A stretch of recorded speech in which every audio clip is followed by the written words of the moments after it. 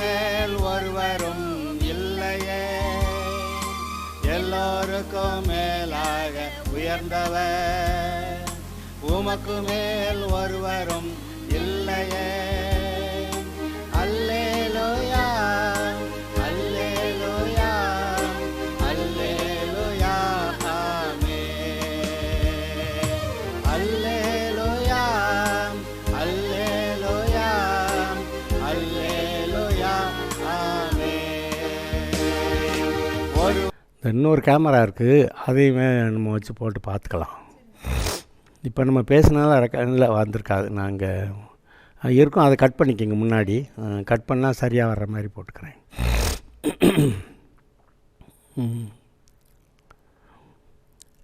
இப்பொழுதும் கூட லூக்கா எழுதின சுவிசேஷத்தை படித்து கொண்டிருக்கிறோம். முதல் 2 செய்திகளை பார்த்தோம்.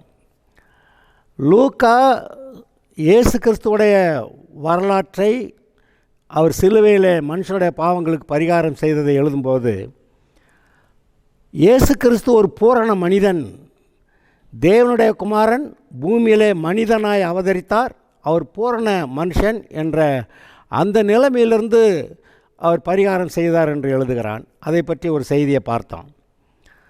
2வது, இயேசு கிறிஸ்து வந்து ஊழியத்தை செய்வதற்கு முன்பாக யோவான் ஸ்நானகனை கர்த்தர் ஆயத்தப்படுத்தியிருந்தார். அதுக்காக யோவான் ஸ்நானன் பிறக்கணும், அது சகரியா எலிசபெத்துக்கு பிறக்கிற பிள்ளையாக இருக்கும். அதை போய் அறிவிக்க காப்ரியல் வந்து சகரியாட்ட பேசுகிறான். அது எப்படி, நாங்கள் வயசாயிருச்சு அப்படின்னு அவிசுவாசத்தை பேசுகிறான். குறித்த காலத்தில் நிறைவேற வேண்டிய இந்த காரியத்தை பற்றி நீ அவிசுவாசமாக பேசுனதுனால இந்த காரியம் நிறைவேற வரைக்கும் நீ வந்து ஊமையனாக இருப்பேன்னு சொல்லிட்டு போயிட்டான். அதனால் அந்த சகரியா ஊமையனாக இருந்தான். அதாவது அவிசுவாசமாக பேசாமல் இருந்து தேவனுடைய சித்தத்தை நிறைவேற்ற அது இவன் ஊமையாக இருக்கிறது அவசியமாக இருந்துச்சு. பேச விட்டால் அவிசுவாசமாக பேசுவான், கர்த்தருடைய சித்தத்தை நிறைவேறாமல் தடுத்துடுவான். ஆனால் இயேசு கிறிஸ்து வருகிறார். அவனுக்கு முன்னாடி வந்து இயேசு வருகிறார் என்று அறிவிக்கக்கூடிய மனுஷனாய் வரணும். அதுக்காக அறிவிப்பதற்காக யோவானை கர்த்தர் ஆயத்தப்படுத்தியிருந்தார். இது பற்றி யோவான் சுவிசேஷத்தில் சற்று விளக்கமாக இருக்குது. நான் அதை உங்களுக்கு ஒரு வரி வாசித்து காமிச்சிட்றேன். யோவான் முதல் அதிகாரம் 30வது வசனத்திலிருந்து, எனக்கு பின் ஒருவர் வருகிறார், அவர் எனக்கு முன்னிருந்தபடியால் என்னிலும் மேன்மையுள்ளவர் என்று நான் சொன்னேனே, அவர் இவர்தான் என்று இயேசு ஞானஸ்நானம் எடுக்க வரும்போது சொல்லுகிறான். நானும் இவரை அறியாதிருந்தேன், இவர் இஸ்ரவேலுக்கு வெளிப்படும் பொருட்டாக. இந்த வார்த்தையை கவனிங்க. இயேசுவே தேவனுடைய குமாரன், அவர் வந்து மேசியா. இதை இஸ்ரவேல் ஜனங்களுக்கு வெளிப்படணும். சும்மா இவர் பாட்டுக்கு வந்து இவர் பாட்டுக்கு போயிட்டு இவர் வந்ததும் தெரியாது போனதும் தெரியாது, இந்த இஸ்ரவேல் ஜனங்கள் எல்லாம் குருட்டாட்டத்தில் அப்படியே போயிட்டாங்கங்க. அப்படி இருக்கக்கூடாது. ஆனால் இவர் வந்தாருங்கிறது இந்த ஜனங்களுக்கு தெரியணும். அதனால் உத்தம இருதயம் உள்ளவர்களை கொஞ்சம் பேரை கர்த்தர் ஆயத்தம் பண்ண விரும்பினார். அதனால் பாருங்கள், நானும் இவரை அறியாதிருந்தேன், இவர் இஸ்ரவேலுக்கு வெளிப்படும் பொருட்டாக நான் ஜலத்தினாலே ஞானஸ்நானம் கொடுக்க வந்தேன் என்றான். பின் யோவான் சாட்சியாக சொன்னது, ஆவியானவர் புறாவைப் போல வானத்திலிருந்து இறங்கி இவர் மேல் தங்கினதை கண்டேன். நானும் இவரை அறியாதிருந்தேன், ஆனாலும் ஜலத்தினால் ஞானஸ்நானம் கொடுக்கும்படி என்னை அனுப்பினவர். ஆவியானவர் இறங்கி யார் மேல் தங்குவதை நீ காண்பாயோ அவரே பரிசுத்த ஆவியினால் ஞானஸ்நானம் கொடுக்கிறவர் என்று எனக்கு சொல்லியிருந்தார். அந்தப்படியே நான் கண்டு இவரே தேவனுடைய குமாரன் என்று சாட்சி கொடுத்து வருகிறேன் என்று சொல்லி, மறுநாளிலே யோவானும் அவனுடைய சீஷர்கள் 2 பேரும் நிற்கும்போது இயேசு நடந்து போகிறதை அவன் கண்டு, இதோ தேவ ஆட்டுக்குட்டி என்றான். இதோ தேவ ஆட்டுக்குட்டி, உலகத்தின் பாவத்தை சுமந்து தீர்க்கிற தேவ ஆட்டுக்குட்டி. அங்கே சமாரியர்கள், இயேசு சமாரியா ஸ்திரீக்கிட்ட பேசினார், தான் யாருன்னு சொன்னார். இவ உடனே ஊருக்குள்ளே ஓடி போய் நான் மேசியாவை கண்டேன்னு போய் சொல்ல, அவங்க எல்லாரும் இது என்ன சங்கதி போய் பார்க்கலான்னு வந்து இயேசுக்கிட்ட வந்து பேசி அவர் பேசுகிறத கேட்டு கடைசியில் அவங்க என்ன சொன்னாங்க, உலகத்தில் வருகிறவனாகிய அதை வாசிச்சிட்றேன். சமாரியர் அவரிடத்தில் வந்து தங்களிடத்தில் தங்க வேண்டும் என்று அவரை வேண்டிக் கொண்டார்கள்.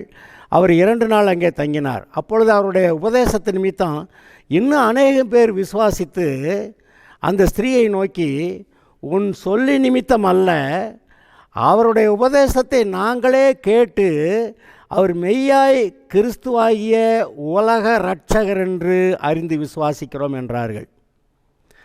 சமாரியருங்க, இவங்க யூதர் இல்லை, இந்த இஸ்ரவேலுடைய 12 கோத்திரத்தார் கிடையாது. இவங்க சமாரியர். அதான் அசீரியா ராஜா சமாரியாவை சிறைப்பிடித்துட்டு போன போது இங்கே இருக்க ஜனங்கள்லாம் அங்கே கொண்டு போயிட்டு அங்கே இருக்கிற ஜனங்களை கொண்டு வந்து கொஞ்சம் பேரை குடியேற்றிட்டான். அவங்க தான் பின்னாடி சமாரியர் என்று பெயர் வாங்கினவர்கள். இவர்கள் இஸ்ரவேலர் அல்ல. ஆனால் இந்த சமாரியா ஸ்திரீக்கிட்ட கர்த்தர் பேசிட்டு இவ போய் அங்கே ஊரில் எல்லாம் சொன்ன ஒரு பாடு அவங்க வந்து நீங்கள் 2 நாள் எங்களோட தங்கணும் அப்படி சொல்லி பிறகு அவர் உபதேசத்தெல்லாம் கேட்டு அவங்க என்ன சொல்கிறாங்கன்னு பாருங்கள். அவர் மெய்யாய் கிறிஸ்துவாகிய உலக இரட்சகர் என்று அறிந்து விசுவாசிக்கிறோம் அப்படி சொல்லிட்டாங்க. அவர் மெய்யாய் கிறிஸ்துவாகிய உலக இரட்சகர் என்று அறிந்து விசுவாசிக்கிறோம். இதில் பாருங்கள், சகரியாவுக்கிட்ட கர்த்தர் வந்து இப்படி மேசியா வர்றாரு, அவருக்கு முன்னாடி நடக்கக்கூடிய மனுஷனா இப்படி யோவான் பிறப்பா, நீ ஒரு குமாரனை பெறுவ அப்படியெல்லாம் சொன்னால் அது எப்படி நடக்கும்? இவர்கள் இஸ்ரவேலர், நல்ல மனிதர்கள். ஆனால் கர்த்தருடைய வார்த்தையை விசுவாசிக்க முடியாமல் போனதுனால அவனுடைய வாயை மூடிட்டார் அப்படின்னு சொல்லி பார்க்குறோம். அதை ஒரு செய்தியில் பார்த்தோம். இப்போ அடுத்தபடியாக சகரியாவுக்கு தரிசனமாகி உனக்கு ஒரு குமாரன் பிறப்பான், அவனுக்கு யோவான் என்று பெயரிடுவாயாக அப்படியெல்லாம் சொன்ன அந்த தூதன் இப்போ மரியாள்கிட்ட வந்து ஒரு செய்தியை சொல்ல வர்றான். சகரியாக்கிட்ட ஒரு செய்தியை சொன்னான், இப்போ மரியாள்கிட்ட ஒரு செய்தியை சொல்ல வர்றான். அதை வாசிக்கலாம். வாசித்த பிறகு அதில் இருக்கிற சத்தியத்தை நாம் புரிந்து கொள்வோமாக. லூக்கா 1:26 முதல். 6ஆம் மாதத்திலே காபிரியேல் தூதன் என்னும் தூதன் கலிலேயாவில் நாசரேத்தூர் என்னும் ஊரில் தாவீதின் வம்சத்தானாகிய யோசேப்பு என்கிற நாமமுள்ள புருஷனுக்கு நியமிக்கப்பட்டிருந்த ஒரு கன்னிகை இடத்துல தேவனால் அனுப்பப்பட்டான். அந்த கன்னிகையின் பேர் மரியாள். அவள் இருந்த வீட்டில் தேவதூதன் பிரவேசித்து, கிருபை பெற்றவளே வாழ்க, கர்த்தனுடனே இருக்கிறார், ஸ்திரீகளுக்குள்ளே நீ ஆசீர்வதிக்கப்பட்டவள் என்றான். அவளோ அவனை கண்டு அவன் வார்த்தையினாலே கலங்கி இந்த வாழ்த்துதல் எப்படிப்பட்டதோ என்று சிந்தித்து கொண்டிருந்தாள். தேவதூதன் அவளை நோக்கி, மரியாளே பயப்படாதே, நீ தேவனிடத்தில் கிருபை பெற்றாய், இதோ நீ கர்ப்பவதியாகி குமாரனை பெறுவாய், அவருக்கு இயேசு என்று பெயரிடுவாயாக. அவர் பெரியவராயிருப்பார், உன்னதமானவருடைய குமாரன் எனப்படுவார். கர்த்தராகிய தேவன் அவருடைய பிதாவாகிய தாவீதின் சிங்காசனத்தை அவர் கொடுப்பார். அவர் யாக்கோபின் குடும்பத்தாரை என்றென்றைக்கும் அரசாழ்வார், அவருடைய ராஜ்யத்துக்கு முடிவிராது என்றான். அதற்கு மரியாள் தேவதூதனை நோக்கி, இது எப்படி ஆகும், புருஷனை அறியேனே என்றாள். தேவதூதன் அவளுக்கு பிரதியுத்தரமாக, பரிசுத்தாவி உன்மேல் வரும், உன்னதமானவருடைய பலம் உன்மேல் நிழலிடும், ஆதலால் உன்னிடத்தில் பிறக்கும் பரிசுத்தம் உள்ளது தேவனுடைய குமாரன் எனப்படும். இதோ உனக்கு இனத்தாளாயிருக்கிற எலிசபேத்தும் தன் முதிர் வயதிலே ஒரு புத்திரனை கற்பம் தரித்திருக்கிறாள். மலடி எண்ணப்பட்ட அவளுக்கு இது 6ஆம் மாதம், தேவனால் கூடாத காரியம் ஒன்றுமில்லை என்றான். அதற்கு மரியாள், இதோ நான் உம்முடைய ஆண்டவருக்கு அடிமை, இதோ நான் ஆண்டவருக்கு அடிமை, உம்முடைய வார்த்தையின்படி எனக்கு ஆக கடவுது என்றாள். அப்பொழுது தேவதூதன் அவளிடத்தில் போய்விட்டான். இந்த செய்தியை நீங்கள் பார்க்குறீங்க. தேவதூதன் காபிரியேல் சகரியாவுக்கு தோன்றி உனக்கு ஒரு குமாரன் பிறப்பான், அவனுக்கு யோவான் என்று பெயரிடுவாயா, அதெல்லாம் சொல்கிறான். இது தேவனுடைய திட்டத்தில் தேவனுடைய சித்தமாக இயேசு கிறிஸ்துவுக்கு முன்பாக இந்த யோவான் இஸ்ரவேல் ஜனங்களை ஆயத்தப்படுத்தணுங்கிறதுக்காக இந்த யோவான் ஏற்படுத்தப்பட்டவன். அதனால் அவன் வயிற்றில் இருக்கும்போதே பரிசுத்த ஆவியால் நிரப்பப்பட்டிருந்தான் அப்படியெல்லாம் எழுதியிருக்கு. ஆக அப்பேற்பட்ட தேவ சித்தத்தை சொல்லும்போது இந்த இருதயம் யாரோட இருதயமாக இருந்தாலும், நான் இப்போ என்ன வாசிக்க காமிச்சேன், சமாரியர்கள் கூட தேவனுடைய வார்த்தையை கேட்டு அவர் தான் உலக ரட்சகராகிய மேசியான்னு நாங்கள் விசுவாசிக்கிறோம் அப்படி சொல்லிட்டாங்க. சமாரியருங்க அவங்க ஒத்துக்கிட்டாங்க, இவர் தான் மேசியாவாகிய உலக ரட்சகர். அதாவது இயேசு மேசியா இஸ்ரவேலருக்கு மட்டும் இல்லை, உலக ரட்சகர், எங்களுக்கும் ரட்சகர் அவர் தான் அப்படிங்கிற அந்த கணக்கில் அந்த வெளிப்பாடு அவர்களுக்கு உண்டாயிருந்தது. அதுபோல் சகரியாவுக்கு வெளிப்பாடு வரும்போது அவன் அது எப்படி அப்படின்னு நான் பார்த்தேன். அப்போ இந்த மனிதருடைய இருதயம் எவ்வளோ வித்தியாசம் பாருங்கள்.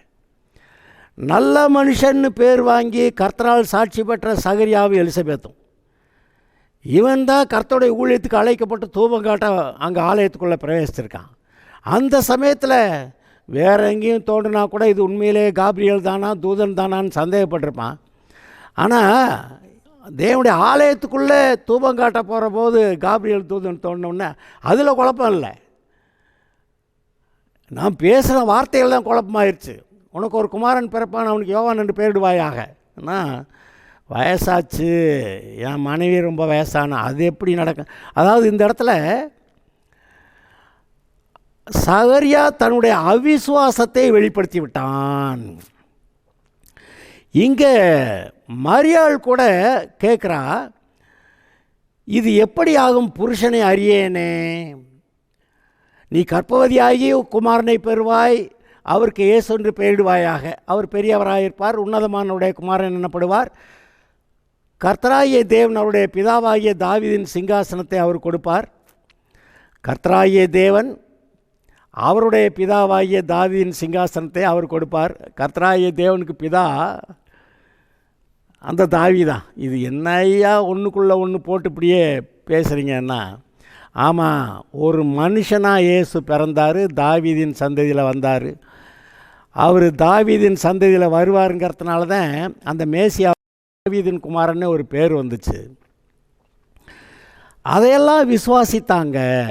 தாவீது செவ்வையாக விசுவாசிச்சிட்டான், நீர் சொன்னபடி எனக்கு கடவுள்னு சொல்லிட்டான்.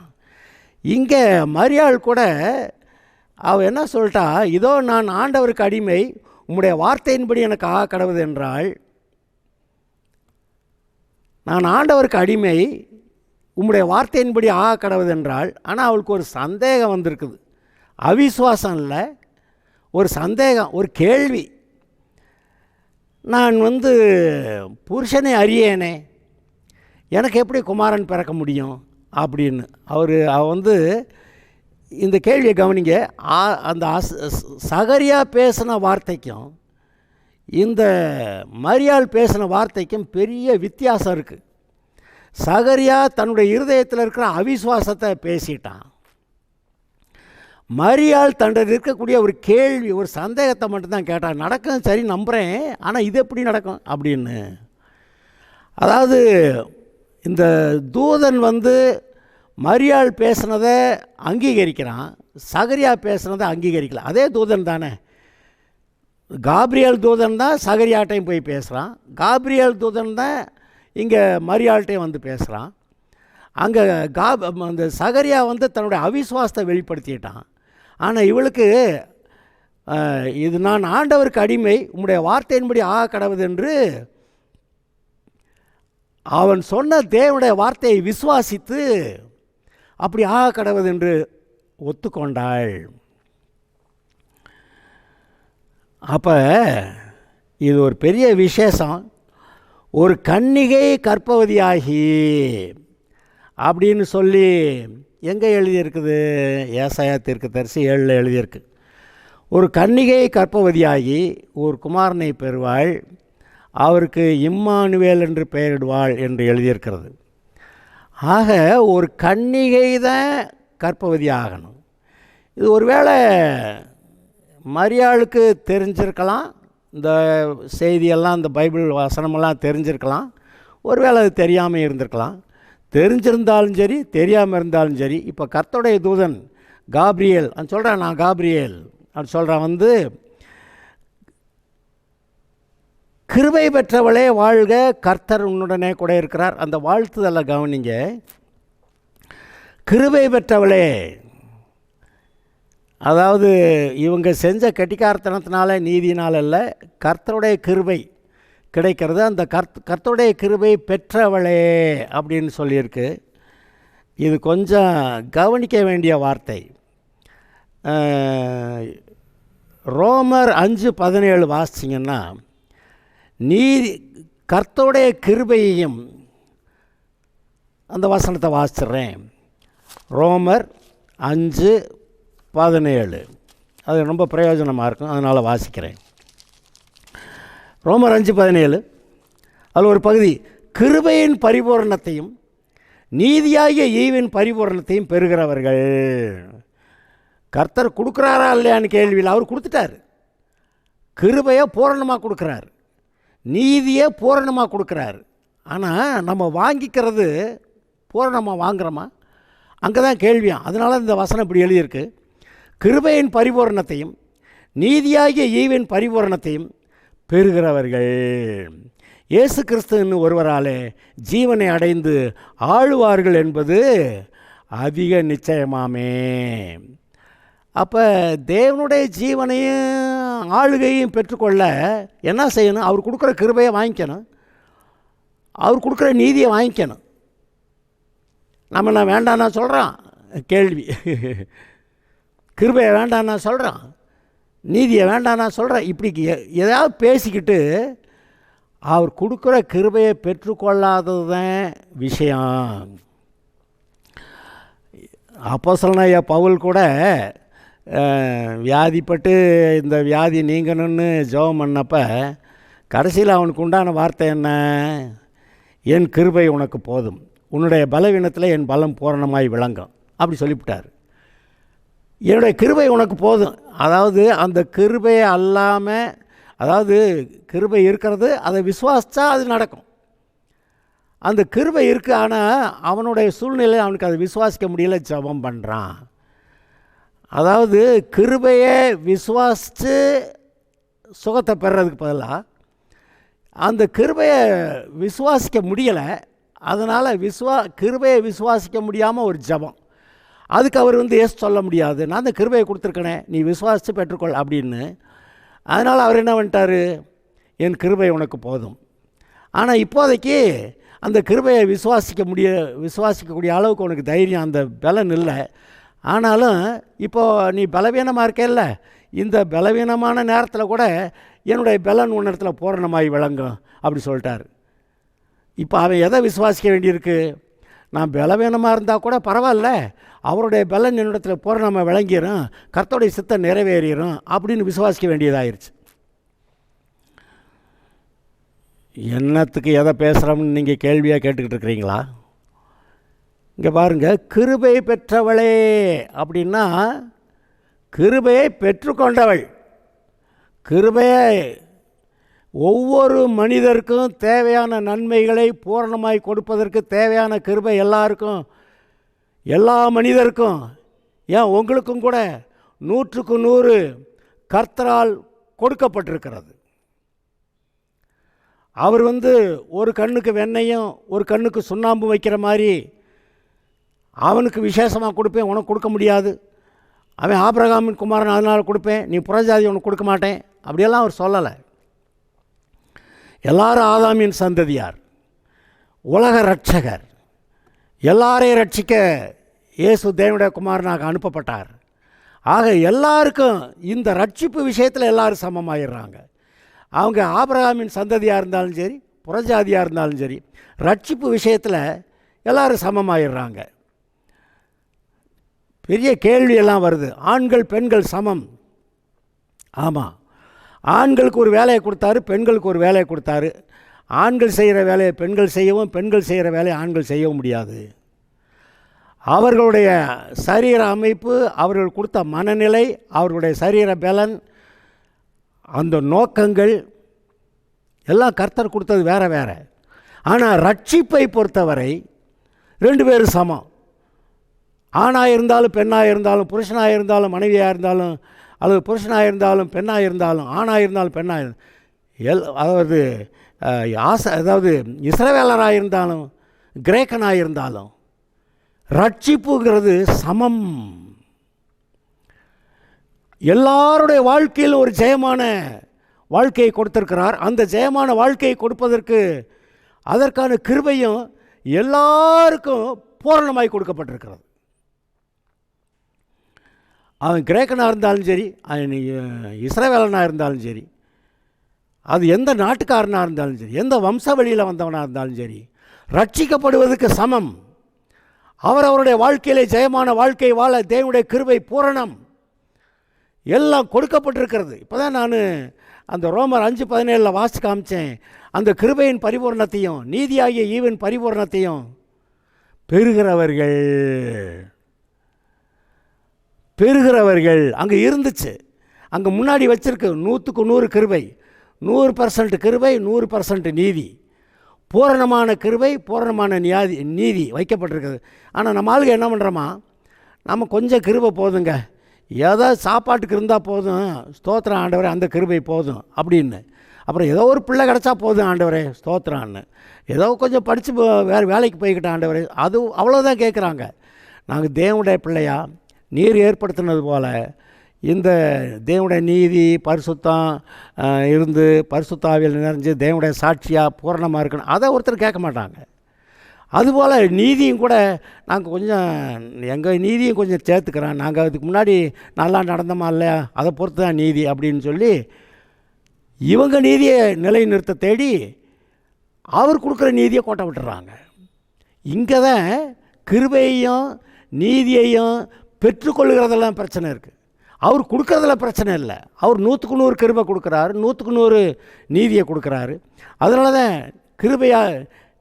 அதாவது கிருபையின் பரிபூரணத்தையும் நீதியாகிய ஈவின் பரிபூரணத்தை பெறுகிறவர்கள் இயேசு கிறிஸ்துவின் ஒரு ஆளை ஜீவனடைந்து ஆழ்வார்கள் என்பது அதிக நிச்சயமாமே வேறு. இங்கே மரியாள்கிட்ட பேசும்போது அது சொல்கிறாரு, கிருபை பெற்றவளே. கர்த்தர் கிருபையை கொடுத்தாருங்கிறது மட்டும் இல்லை, இவள் கிருபையை பெற்றுக்கொண்டவள். அப்படி இருதயம் இருக்கிற ஆள் கிருபை பெற்றவளே கர்த்தனுடனே கூட இருக்கிறார். அப்போ கிருபை பெற்றதை பற்றி தான் இங்கே கவனிக்கணுமே ஒழிய, இன்றைக்கி நிறைய பேர் மனப்பாடமாக மந்திரமாக ஒப்பிச்சு கடைசிக்கு அந்த வசனத்தோடைய அர்த்தத்தை அறியாமையே போயிடுறாங்க. இப்போ நிறைய பேர் ஜெபத்தில் கர்த்தாவே உம்முடைய கிருபை எனக்கு வேணும், எனக்கு கிருபை வேணும், எனக்கு கிருபை வேணும்னு ஜெபம் பண்ணுறாங்களே, கிருபையை கர்த்தர் கொடுக்கலையா? அல்லது கொடுத்த கிருபையை தெரியாமல் இவங்க வேறு இடத்தே வேணும்னு கேட்டுட்டு அதுக்கு கர்த்தர் இவங்களுக்கே நல்லதில்லைன்னு சொல்லி தெரிஞ்சு அந்த வேண்டாத காரியத்துக்குள்ளே இவங்க போக வேண்டான்னு ஏதோ அவர் ஒரு தப்பான காரியத்துக்கு கிருபை கொடுத்துருக்க மாட்டார். இவங்க நல்லா வாழ்கிறதுக்கான கிருபையை கொடுத்துருப்பார். அப்போ இந்த கிருபையை பெற்றுக்கொள்ளுகிறது இங்கே இருக்குது பார்த்தீங்களா? இவங்க மனுஷர் இஷ்டத்துக்கு வேறு ஏதாவது வழியில் கர்த்தருடைய வழியை விட்டு வேறு வழியில் போகிறதுக்கு கிருபை கேட்டால் அப்படி கேட்குறாங்க, ஜெபம் பண்ணுறாங்க. என்ன ஜெபம் பண்ணுறாங்க? கர்த்தாவே இந்த ஒரு கிருபை மாத்திரம் கொடுங்க ஆண்டவரே, இந்த ஒரு கிருபை மாத்திரம் கொடு ஆண்டவரே. அவர் இவர்களுடைய வாழ்க்கையிலே பரிபூர்ணமாய் ஆசீர்வாதமாய் பலம் உள்ளவர்களாய் சாட்சியாய் வாழ கிருபையை கொடுத்துருக்கிறார், நீதியையும் கொடுத்துருக்கிறார். ஆனால் இவங்க இதை விட்டுட்டு வேறு என்னத்தையோ தேடி அதுக்கு கிருபை வேணும்னு கேட்டு, அதனால் ஜெபங்கள் நிறைய கிறிஸ்தவருடைய ஜெபங்களை பாருங்கள். இதுக்கு கிருபை வேணும் ஆண்டவரே, கொஞ்சம் கிருபை தாணும் ஆண்டவரே, இந்த கிருபைக்காக மன்றாடுறேன், இந்த கிருபை வேணும்னு உங்களுக்கு உங்களுடைய சமூகத்தில் உபவாசத்தை காத்திருக்கிறேன். அவர் ஏற்கனவே கிருபையை கொடுத்துட்டாரியா. அதனால் கிருபையின் பரிபூரணத்தையும் நீதியாகிய ஈவின் பரிபூரணத்தையும் பெறுகிறவர்கள் அவர் கொடுத்துருக்கிறார், நீ வாங்கிக்கிட்டியா? இந்த மரியாள் கர்த்தர் கொடுத்த கிருபையை பெற்றுக்கொண்டவர்கள், பெற்றுக்கொள்ளுகிற இருதயம் இருக்குது. அவளுக்கு ஒரு கேள்வி இருந்துச்சு, அது எப்படி என் புருஷனை அறியனே எப்படி பிள்ளை பிறக்கும்? அது உண்மைதான், சரி. பரிசுத்த ஆவியானவர் உண்மையில் உன்னதமானுடைய பலம் உண்மையில் நிலையிடும், நீ குமாரனை பெறுவாய். அவர் பிறக்கும் பரிசுத்தமுள்ள உன்னிடத்தில் பிறக்கும் பரிசுத்தம் உள்ளது தேவனுடைய குமாரன் என்னப்படும். எப்படி சொல்லியிருக்கா பார்த்தீங்களா? இப்போ இந்த வார்த்தையை சொல்லும்போது அவங்க மரியாள் நம்பிட்டா. தேவனால் கூடாத காரியம் ஒன்றுமில்லை அப்படின்னு வேற தூதன் சொல்கிறான். மரியாள், இதோ நான் ஆண்டவருக்கு அடிமை, உம்முடைய வார்த்தையின்படி எனக்கு ஆக கடவுது. கிருபையை பெற்றுக்கொண்டதுனால அதன்படி ஆக கடவுதுன்னு சொல்லிவிட்டா. சகரியா அந்த கிருபையில் டவுட் அது எப்படி நடக்கும்னு சந்தேகத்தை, அதாவது அவிசுவாசத்தை வெளிப்படுத்திட்டான். வாயை மூடுன்ட்டார். இவளோ பாக்கியவதி. இந்த மரியாளை பற்றி ஒரு விசேஷமாக ஒரு வரி அங்கங்கே வரும், பார்த்துருக்கீங்களா? இதையெல்லாம் கேட்டு மரியாள் தன்னுடைய மனதில் வைத்து கொண்டாள். தன்னுடைய சந்தேகத்தையோ அவிசுவாசமான எண்ணங்களையோ வெளிப்படுத்தலை.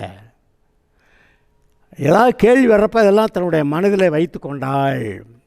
யாவேறு தன்னுடைய குமாரத்தை சாக போகிற நிலைமையில் செத்துட்டான்னு செய்தி வந்தவரும் கூட கர்த்தர் சொல்கிறாரு, பயப்படாதே, விசுவாசம் உள்ளவனாயிரு அப்படின்னா அவன் அதுக்கு மேலே எதையுமே உளரலைங்க, வாயை மூடி வச்சுக்கிட்டான். அதனால் இயேசு போனார், அவளை உயிரோட எழுப்பினார்.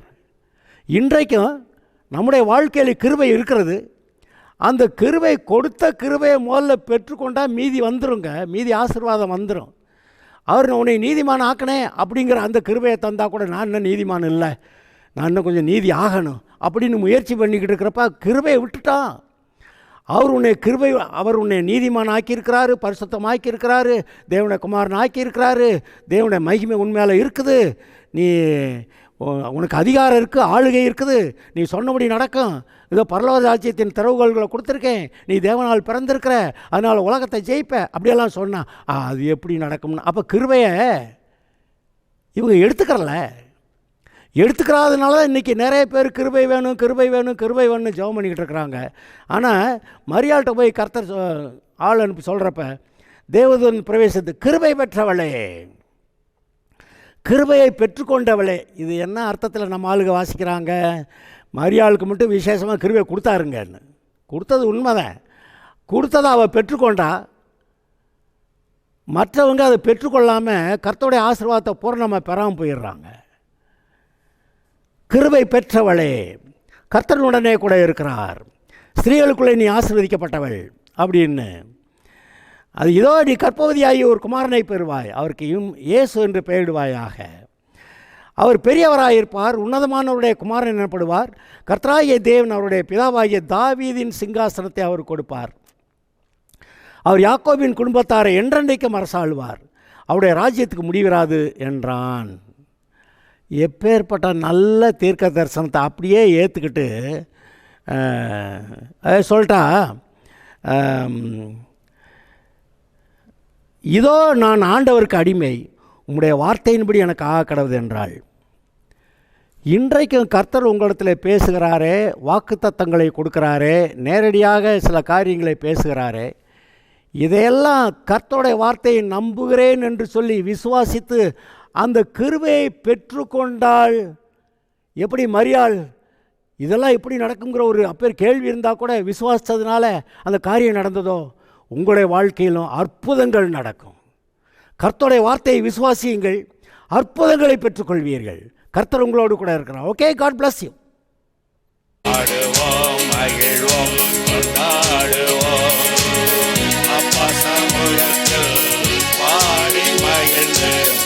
உயர்நீக்கும் மருத்துவரே, என் துதிக்கு பாத்திரரே, உயர்நீக்கும் மருத்துவரே, என் துதிக்கு பாத்திரரே, பலனெல்லாம் நீர்தானையா, என் பலனெல்லாம் நீர்தானையா.